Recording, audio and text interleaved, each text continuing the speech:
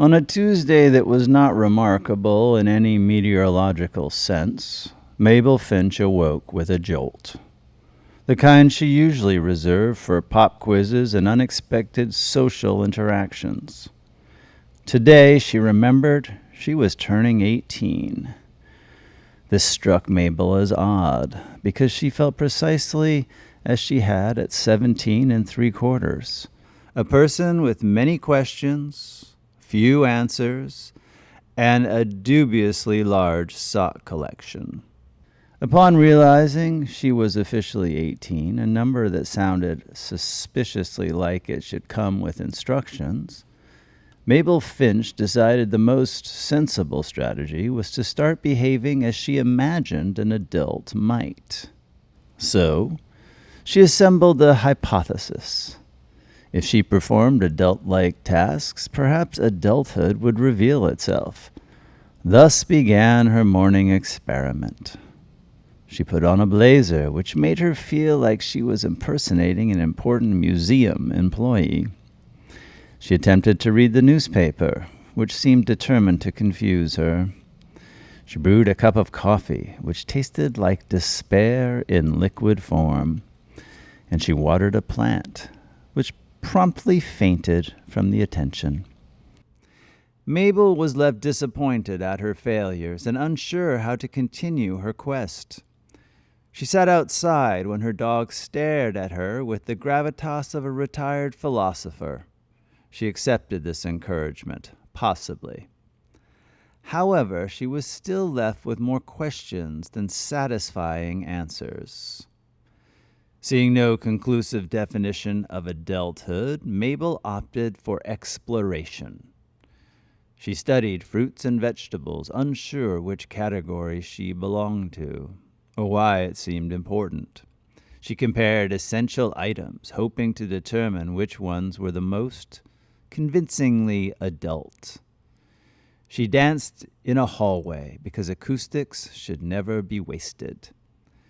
She wrote a postcard to future Mable, politely asking for updates on everything.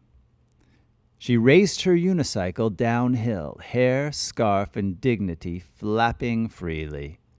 For a few bright minutes, she forgot all about adulthood and remembered how wonderfully strange everything already was.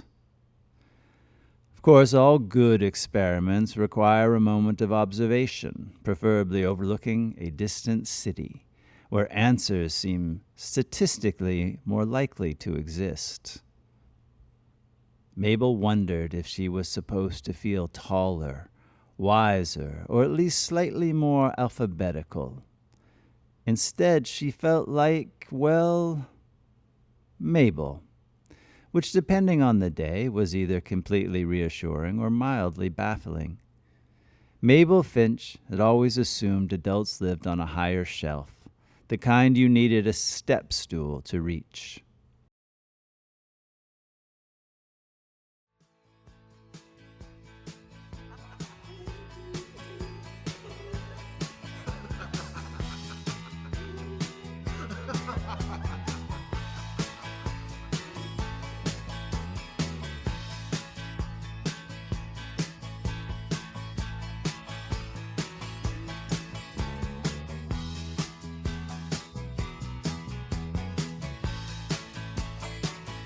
A tiny smile formed on Mabel's face. For the first time that day, Mable Finch didn't feel behind, just human.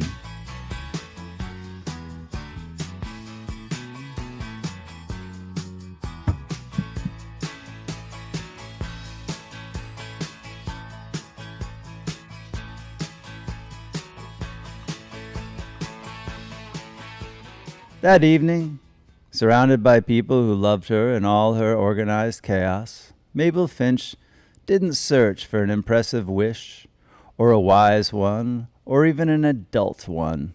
She simply made a small, honest wish, the kind that doesn't need explanation, and blew out her candles.